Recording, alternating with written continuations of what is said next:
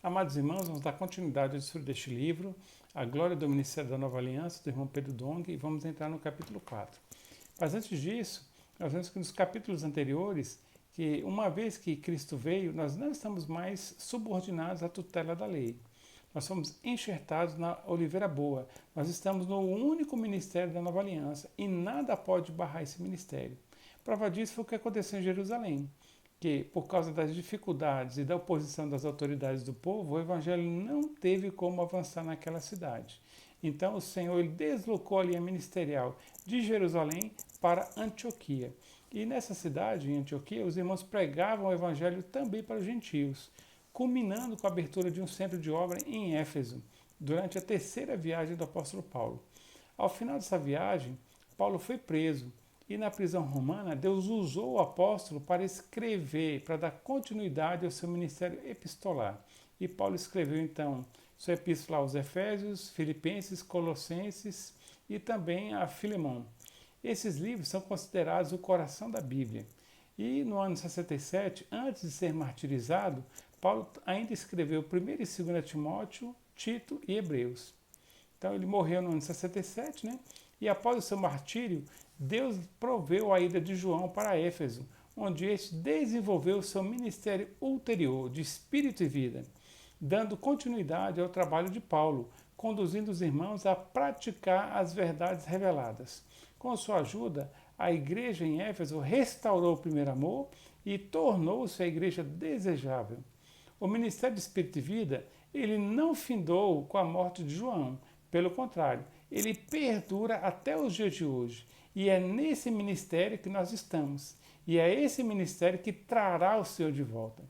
Nesse ministério, nós temos a missão de fortalecer as igrejas e conduzir os irmãos ao amadurecimento, de modo que nos tornemos coesos e mais preparados para cumprir a vontade do Senhor. Para isso, precisamos ter o mesmo foco. Se tivermos focos diferentes, nós dividiremos as nossas forças e nos anularemos.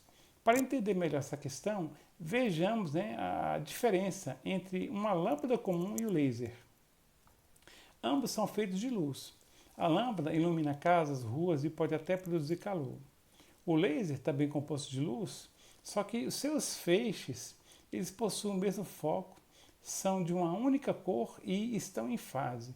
Assim, o laser ele pode ser lançado ao espaço e atingir a Lua. E, além disso, quando ele é lançado sobre uma chapa, ele pode aquecer ao ponto de cortá-la. Então, amados irmãos, nosso foco deve ser como do laser, de modo a cooperar com o Senhor para cumprir a vontade dele, que é gerar muitos filhos maduros para reinar com Cristo. E em Gálatas 5 nos mostra que os vencedores cooperam andando diante de Deus. E ali naquele capítulo vemos que há dois tipos de andar. No versículo 16 temos um andar que em grego é peripatel, que se refere a um andar difuso, semelhante à luz do sol, que provê claridade para o dia, que é necessário para o viver, né? Entretanto é difusa. Já para realizar a obra de Deus, essa luz ela não é suficiente. Precisamos do andar do versículo 25, que é estoiquel, no qual nós precisamos juntar forças e ter a mesma frequência, cadência e ritmo, tal qual uma marcha militar. Assim, com o mesmo foco, frequência e ritmo, nós teremos poder e intensidade. Nós andaremos paralelamente aos outros e na mesma direção, concretizando a vontade de Deus. Dessa forma, as portas do Hades não prevalecerão contra a igreja edificada. Qualquer obstáculo ao evangelho de Deus será derrubado. Esse andar ele é resultante de se viver no espírito. Andar na carne, no homem natural, só gera ciúmes, contendas e preferências, pois resulta de infantilidade. E o foco ele está no homem. Então, amados, no nosso viver, nós não devemos andar na carne, não devemos preferir homens, preferir aquele que plantou ou aquele que regou. Pelo contrário, nós devemos preferir apenas a Deus, porque Deus é quem dá o crescimento. Assim, nós somos aperfeiçoados na edificação e a unidade da igreja ela é preservada. Na edificação, o que mais importa não é o tamanho da obra, e sim os materiais utilizados. Nós não podemos usar habilidades, capacidades ou técnicas humanas. Para passar pela prova do fogo, nós devemos edificar com a natureza de Deus. O ouro, que representa a natureza divina, a prata, que representa a redenção, a humanidade perfeita de Cristo, e também edificar com pedras preciosas, que representam a obra transformadora do Espírito. Ao passar pelo fogo, a obra natural, ela se queimará. E o seu edificador, ele sofrerá dano, mas ainda assim será salvo. Já a obra realizada com a natureza divina, ela permanecerá. E o edificador receberá galardão. Com isso, nós temos que a salvação ela não se perde. Entretanto, apenas os aprovados receberão o galardão de participar com Cristo do reino milenar.